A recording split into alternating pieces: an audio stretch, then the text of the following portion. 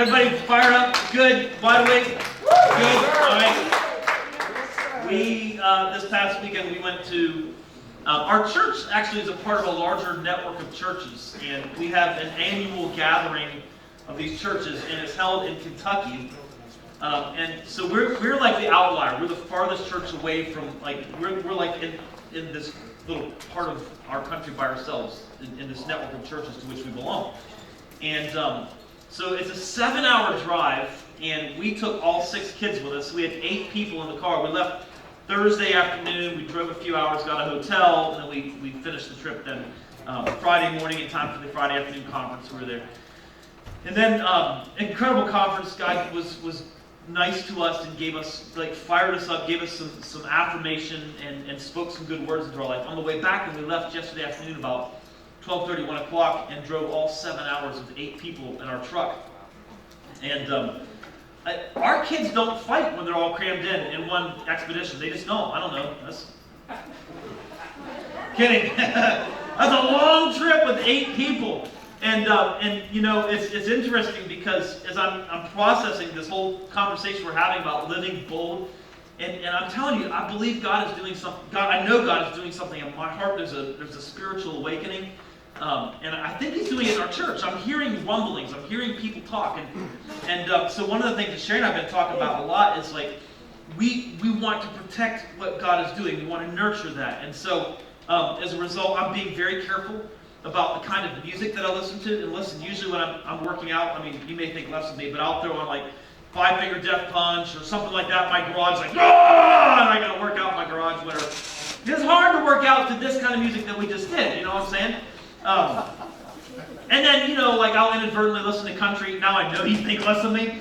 But, you know, so, like, these kinds of things, and I don't know what you think about that, but it is what I do. So anyways, but recently I've just felt like, and I have, like, listen, you may really hate me for this, but it's still okay. I listen to talk radio sometimes, and I read the news a lot. I've actually quit doing that. I've quit listening to talk radio. I've quit reading the news as much. I'm very careful about the music that I'm listening to. And all of this is in an effort to make sure that the inputs into my life are good and pure and holy. Because what I notice is that the more I listen to talk radio, the more I read the news, I just get mad, right? I walk around like, Rrr.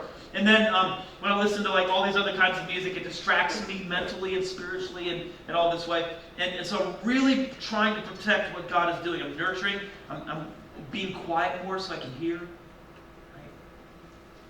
So riding in the truck with 8 people was a real test to my spirituality yesterday. But it was cool because I was able to, God has been doing something neat in my heart, and I think I responded multiple times in a way that would have made him happy. Had a couple times he was like, dude, really? But for the most part, God is doing this. And I just want to encourage you, like, when you begin to sense that God is working in your heart, like, protect the inputs. Right? Because if we're constantly, if nothing changes, then nothing changes, right? Like, if God starts to do something and you begin to feel Him leading you and influencing you, protect the inputs, all right? And maybe not forever, I don't know, maybe someday I'll listen to country music again. But, you know, just protect the inputs. All right, so anyways, that's bonus. So we're in this series called Live Bold. And what we've done is a teaching mechanism. If you haven't been here for the last couple of weeks, I said, you know, let's take these 2 words, fear and bold, and let's make an acronym out of each word, and we'll break it down. We're going to explore some characteristics of people who live in fear, and then we're going to explore some characteristics of people who live bold. And so just to bring you up to speed with where we're at, this is what it looks like. The last couple weeks have looked like this. People, we discovered in week 1, people who live in fear will often fake it. Like, they'll say things like, I'm not scared. Right? So they'll make excuses for why they're not doing the thing that God has called them to do. They'll make excuses for not being the man or the woman or doing the thing that God has created them to do. Lots of excuses. I'm not scared, I'm just busy. I'm not scared, I'm sick. I'm not scared, it's just not the right season. Whatever, right? So they fake it, acting like they're not scared. People who are bold believe it. God has created me for something. He's calling me to do something. God has expectations for my life, and I'm moving out. I'm going for it, right? And then the next week we learned that people who live in fear will tend to ease their way through life, choosing the easy route. Because quite frankly, living bold is scary. It costs. It comes with an increased level of responsibility. It requires input, it requires engagement, and it's not really easy. And so people who are afraid are like, man, I'm concerned about what living bold will cost me. Personally, emotionally, financially, spiritually, physically, all this. I'm concerned about what it will cost me. And so I choose not to do it because I'm afraid of what it will require. So they choose a life of ease, and they just ease through life. And one of the things we learned last week is that someday they're going to wake up and hate the fact that they eased their way through life. Last week we learned that people who live bold overcome inertia quickly. In other words, when I discover the thing that I know God wants me to do, when I know that it's Him, He said, when I know, I go. I'm just going to do it. I got to overcome this inertia quickly, because if I sit back and really begin to rationalize, I could probably come up with a fairly decent list of good reasons why I should not live bold. We explored that last week. And then there is this week. Let's get right into it. The third characteristic of people who live in fear is that they acquiesce. Great word. Everybody say that with me. Acquiesce. Acquiesce. Now, there's actually a reason. Of course, you see the acronym, right? We've got to have a word that starts with A. But there's multiple words that we could have gone with, right? We could have gone with accept. We could have gone with assent. But there's a reason that we went with this word. It's an incredibly strategic word, and it accurately describes people who live in fear. Let me show you. This is what the dictionary says about people who live in fear. Acquiesce. To assent tacitly. That's not helpful. It just means basically to accept quietly. To submit or comply silently without protest. To agree or consent. Essentially, people who are living in fear just acquiesce to their circumstances. Right? It is what it is. And they just settle. And they accept without fight. They accept without protest. They just settle.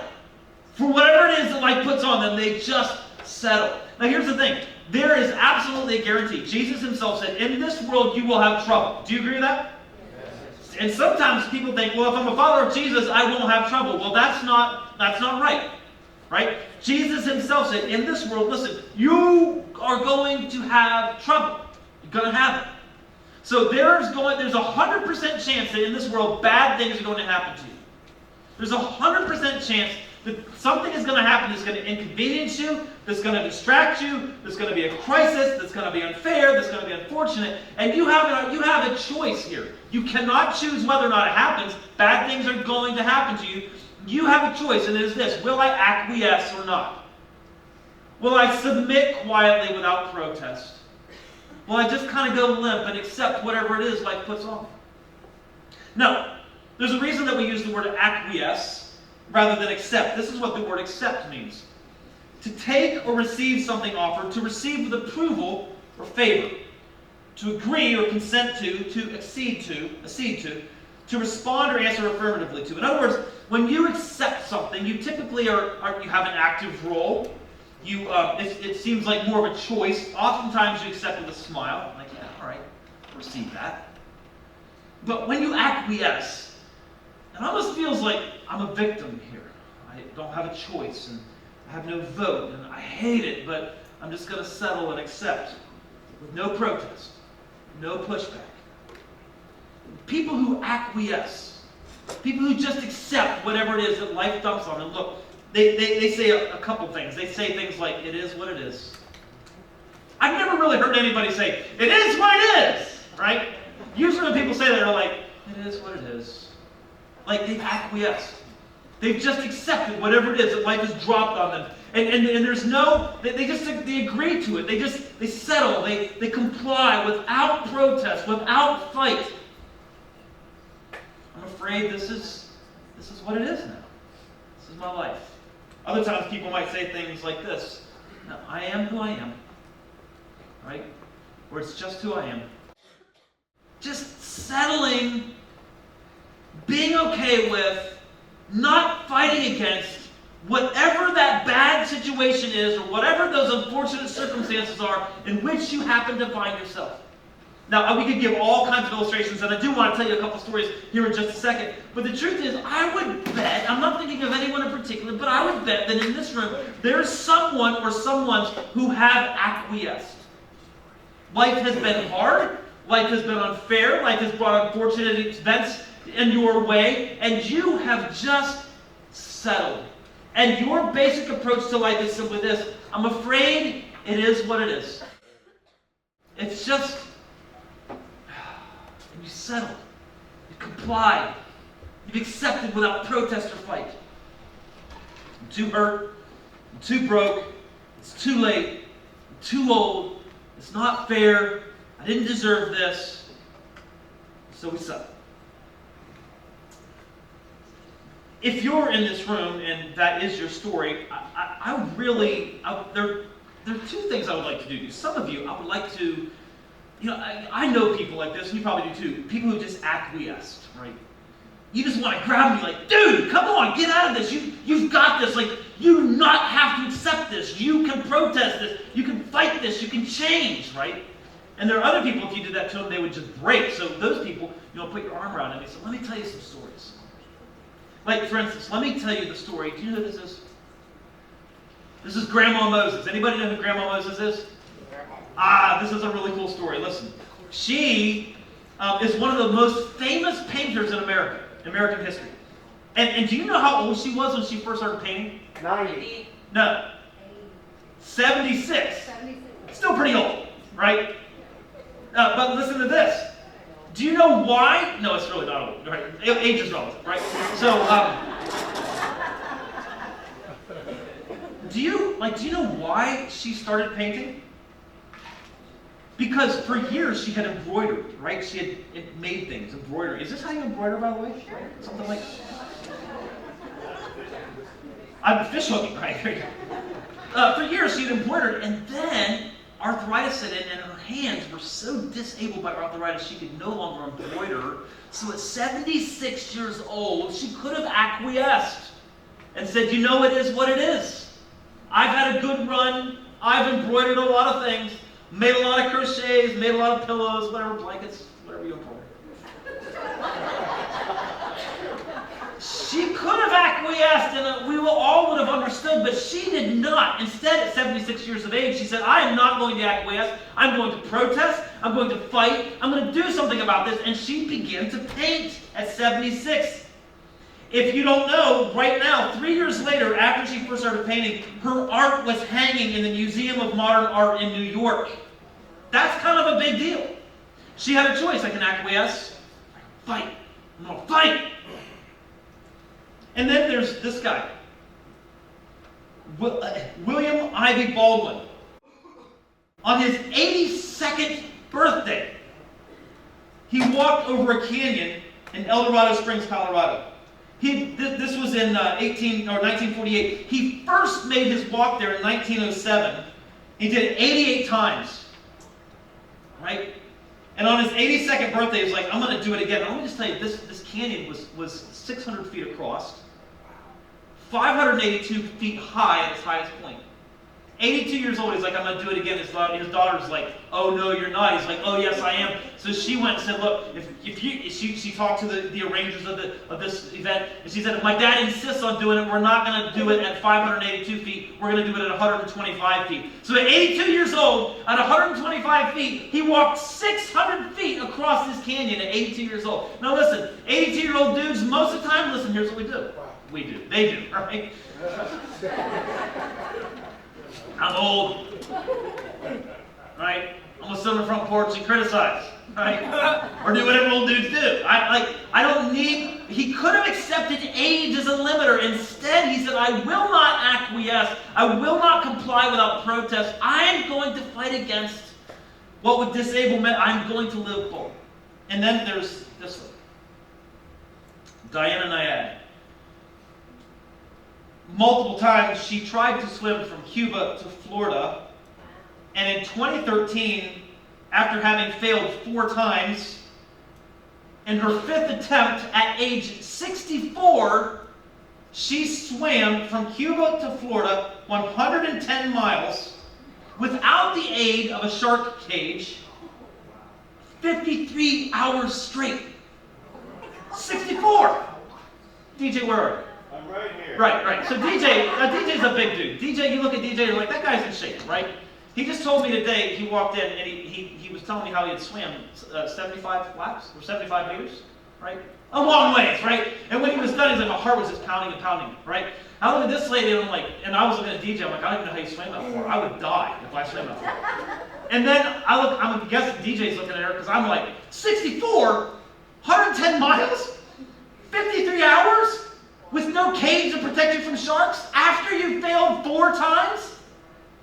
Hello. So time 1, yeah, I'm not gonna stop. I'm gonna try again. Time 2, you fail. Well, I'm gonna try one more time. Time 3, at some point you gotta acquiesce. You're not good enough. You can't do this. But not her. She said, I will not acquiesce. I'm not done. I'm gonna keep trying and listen. It's a huge deal. Let me tell you one more story. You know this guy?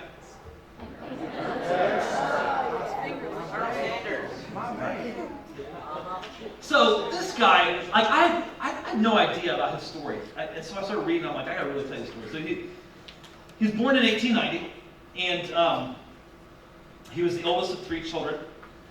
And when he was 5 years old, his dad died, and his mother then had to go out and find work to support the family. And so at 5 years old, he was required then to look after his siblings. And this report says that the children were forced to forage for food while their mother was away working for days at a time. So at 5 years old, he had the responsibility of his siblings while his mother was gone for days at a time. Crazy. When he was 10, his mother remarried. And terrible relationship with his father-in-law, or his stepfather.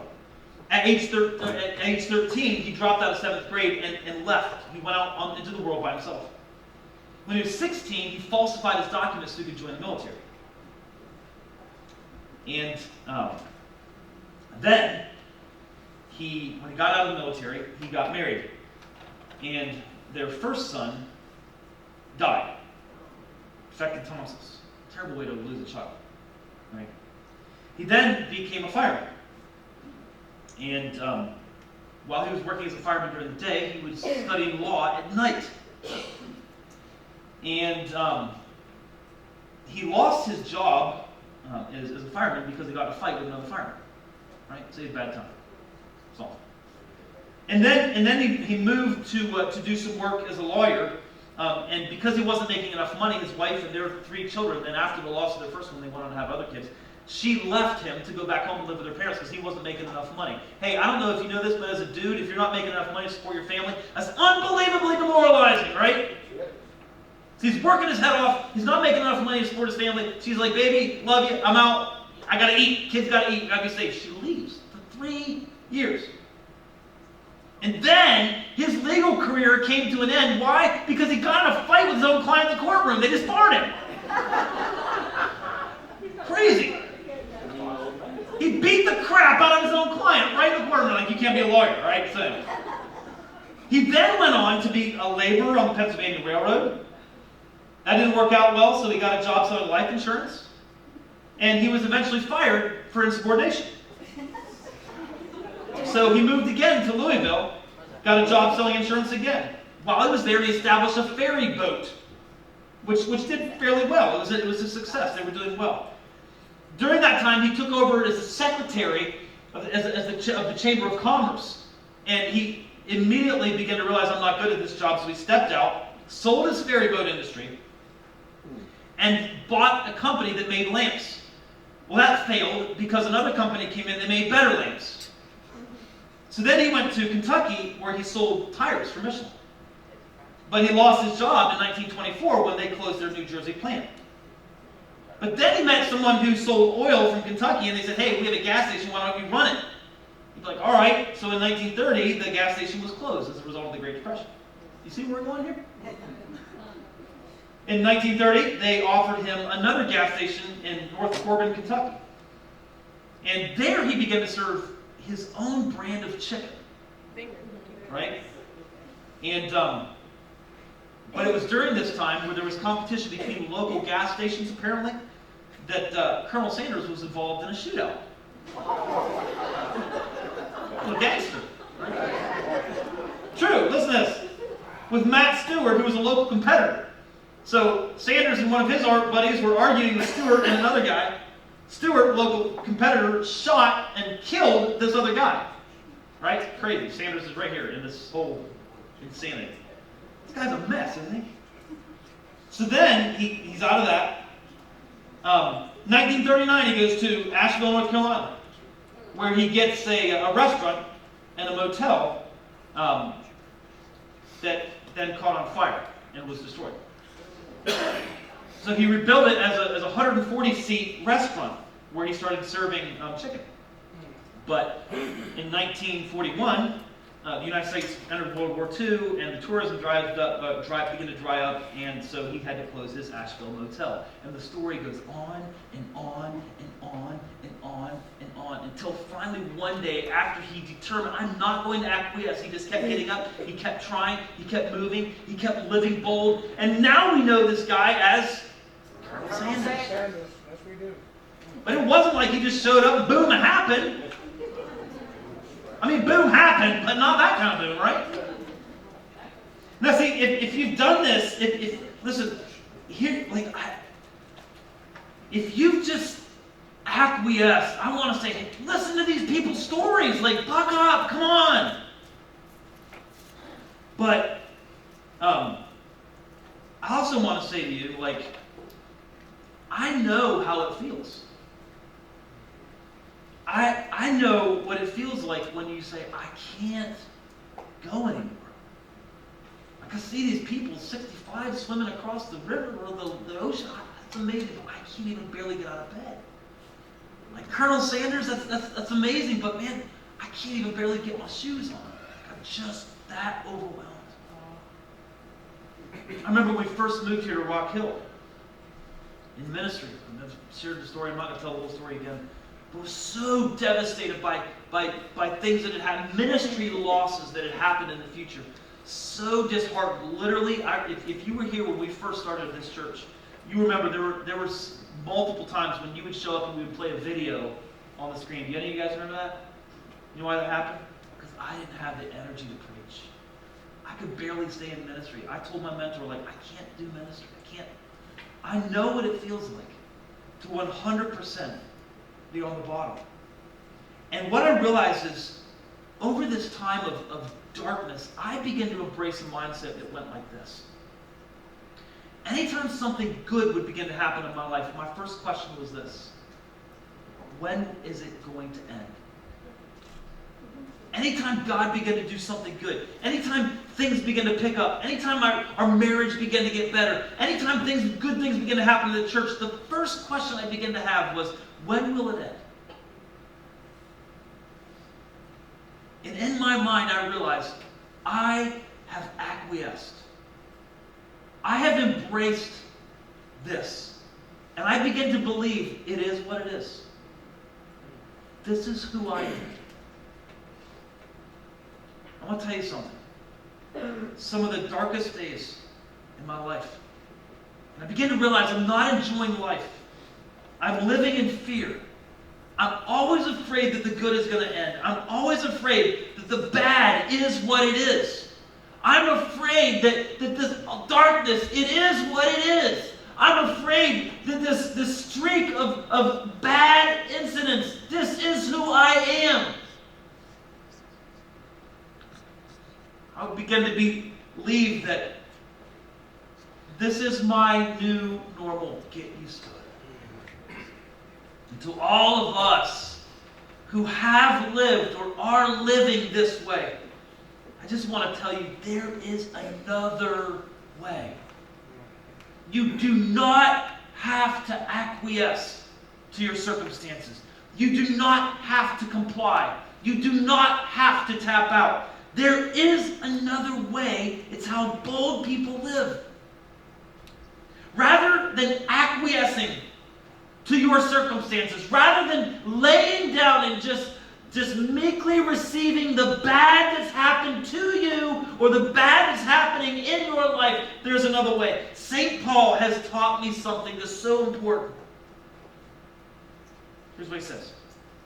I want to say this, and then a little bit later, we're going to drill into it a little bit more. Here's one of the things that I've learned from St. Paul that's been so unbelievably helpful for me. I can learn from my circumstances. I can learn from my circumstances. Now, let me show you how this fits in.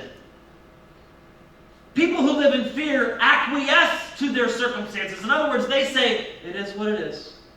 This is who I am. I'm broke.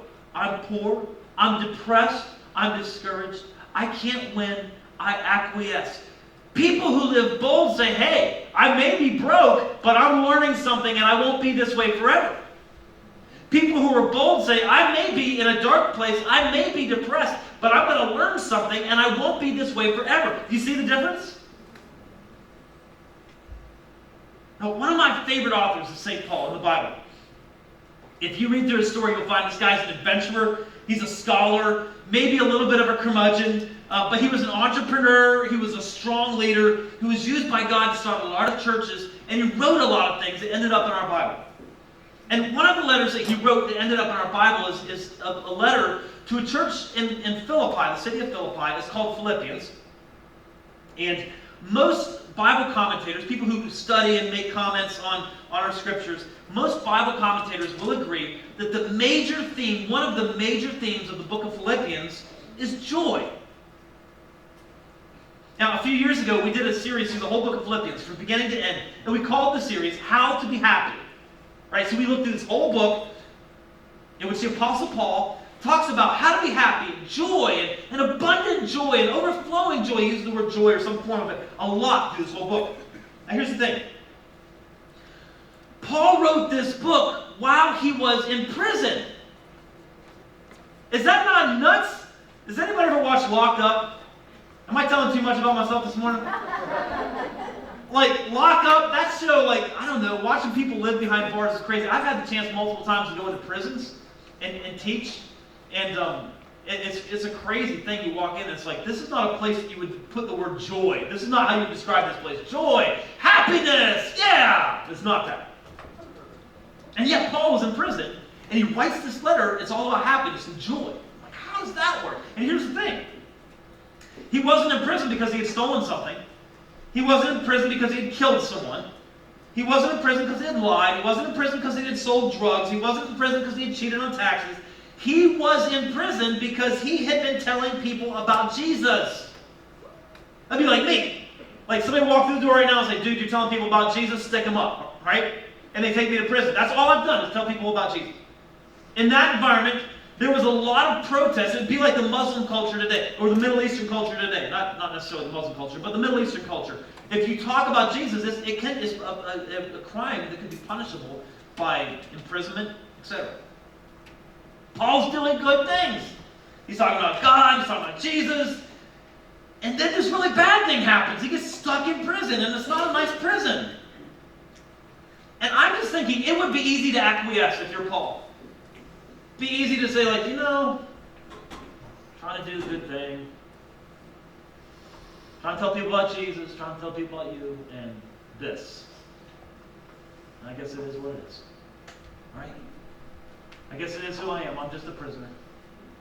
Like, it would be so easy, I think, to acquiesce and just settle and comply and not protest against that.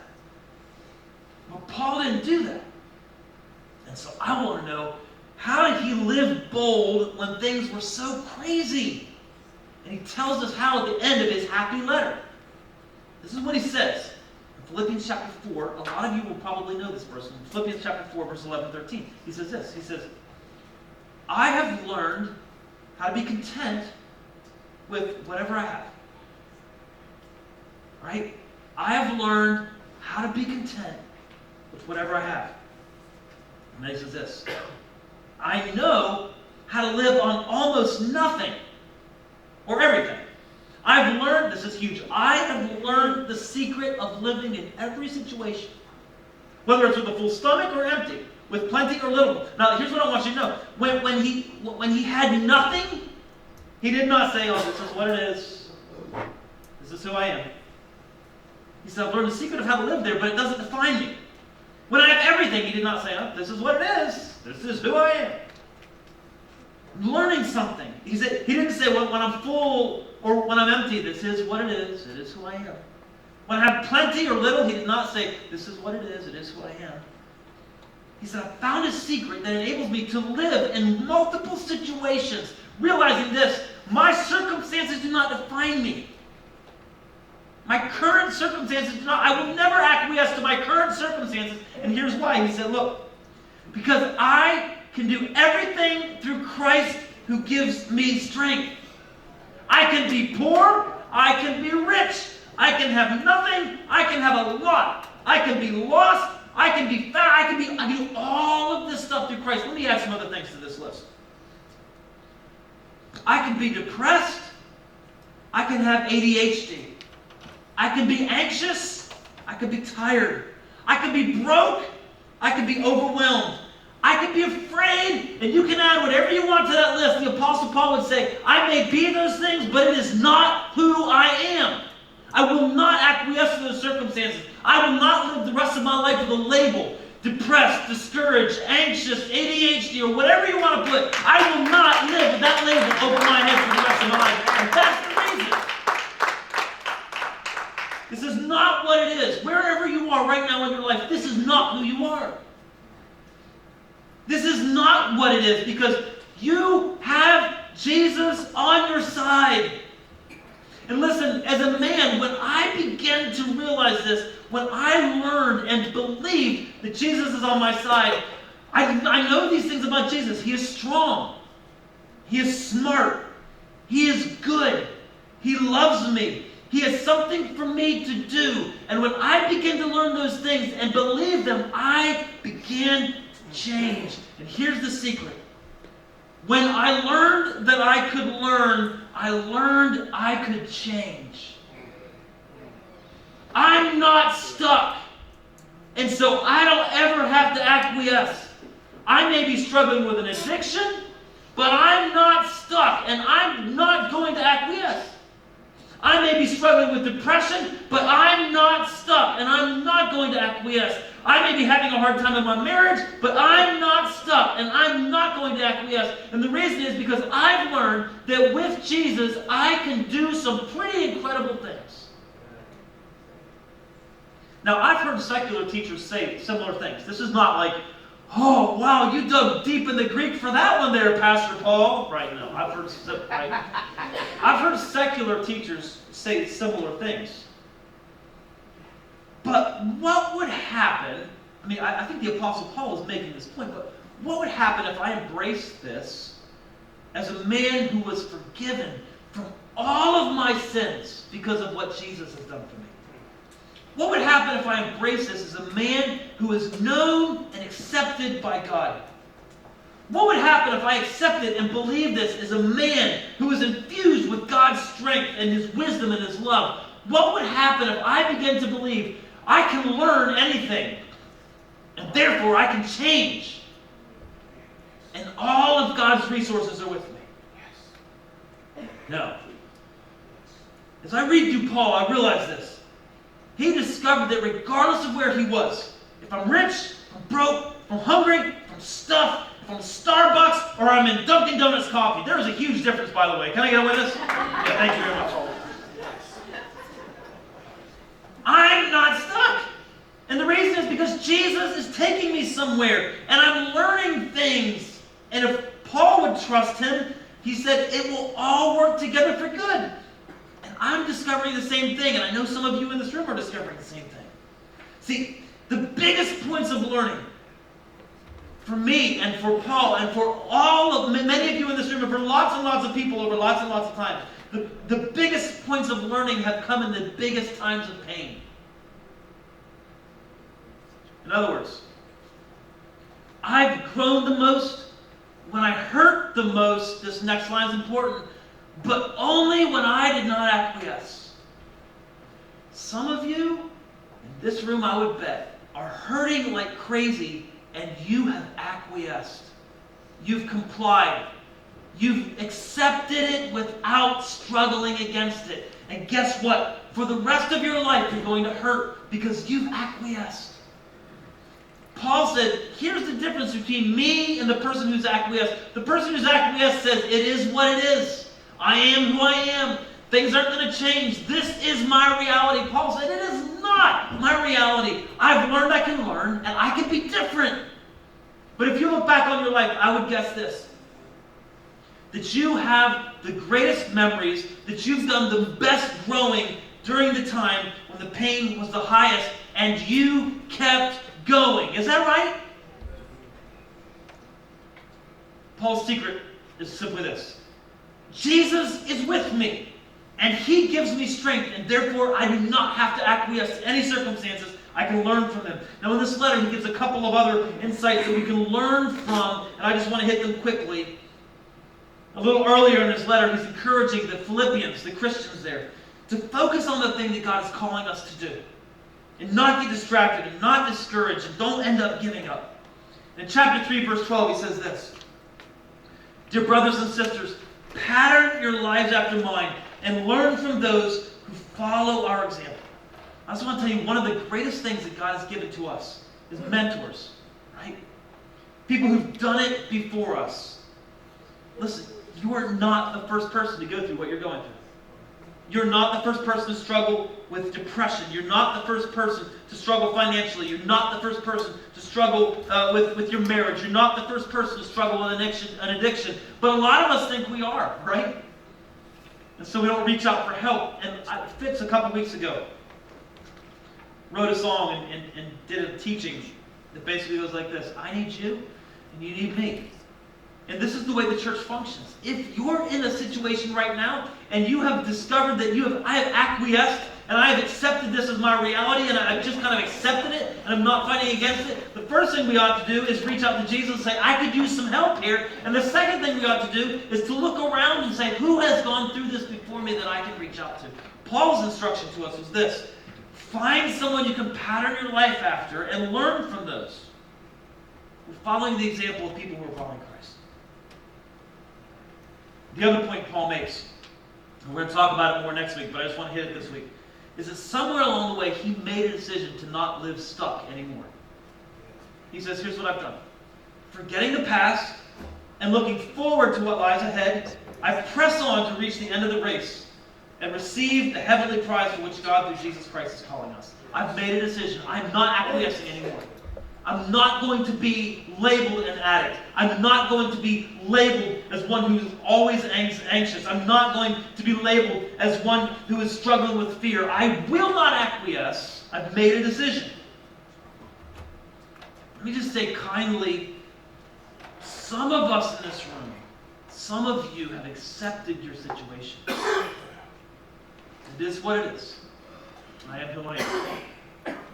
And you've grudgingly but quietly acquiesced. And you're saying, this is my reality, it's my new normal. But Paul says there's another way. Jesus in you, others around you, and a decision that you've made.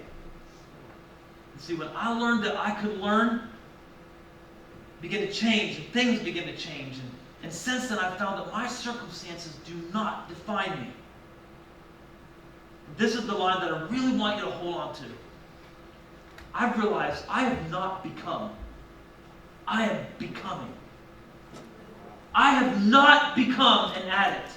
I have not become a broke man. I have not become a man who struggles with fear. I have not become those things. I am becoming something else. People who acquiesce are people who say, this is what I've become. My God, you're 40 years old, right? That's not old. Can I get a witness? Amen. You can become something else if you will choose to live bold. You have Jesus inside of you. If you'll reach out to him, you have mentors around you. You do have the capacity to make a choice. And to those of you who say, it is what it is, I am who I am, I want to say this. Really? You're going to settle for this? You're done? You're just giving up? Listen, you know they update your iPhones constantly, right? If they can update an iPhone, don't you think God can do an update on you? Come on, man. Huh? Come on. That's good. Listen, this is not okay to settle. God has something he wants to do in my heart, in your heart, in our church. And this Paul have discovered, and lots of you have too, that when we reach out to Jesus, things begin to change. We've learned that our circumstances can be our teacher and not our warden. So my question to you is, have you acquiesced? Have you given up? Have you just settled? The good news is you can change. Is that good news? You can change. Jesus can help you. Jesus wants to help you. But we've got to reach out. That's our part. We reach out. We say, Jesus, I reach out to you. I need your strength. I have acquiesced. I am stuck. I have believed these things about me. I have embraced as my identity. I'm an addict. I'm scared. I'm inadequate. I'm a victim of sexual abuse. I'm a victim of financial disparity. I'm a victim. I've embraced these things and believed them. But in Christ, there's a new way. I don't have to be that anymore. I've not become. I am becoming. I can learn. I can change. Christ in me is strong. God, I pray that our church will embrace this. Pray that every man and woman in this room will begin to embrace this and believe it, and that we will be done acquiescing. Man, if Colonel Sanders, Grandma Moses, all these people can do it, imagine what we could do with the Spirit of Christ inside of us. Forgive us for acquiescing. Guys, listen. A song that's been working overtime in my life these days is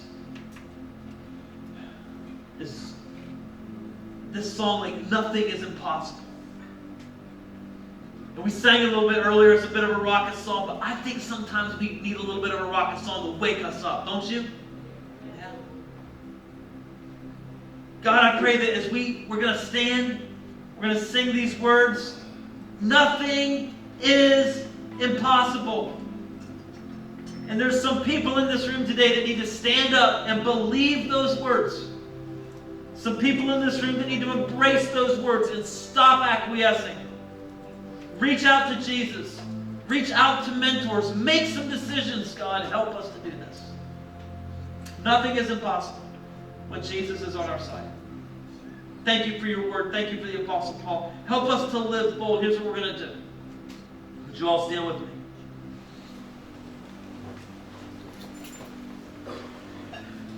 So some in this room, you might be in that place where you're like, I've acquiesced. I've settled. I've embraced what's happened to me. I have believed the lie. This is what I've become. This is what I've become. But today I want to tell you there's another way. Jesus reaches out to you and says, I can help you. And you can be becoming a different man, becoming a different woman. If you're in this room today, would you just take a step out? When we start to sing, would you just take a step out, and all of us will know that's a man who's becoming something different. That's a woman who's becoming something different. That's a man who said, I have not become this. I'm not acquiescing anymore. That's a woman who said, I will not allow this to be my identity. I'm becoming something different in Jesus. God, make this a big moment in our hearts, in our lives, in our church. In Christ's name. Nothing is impossible. Amen?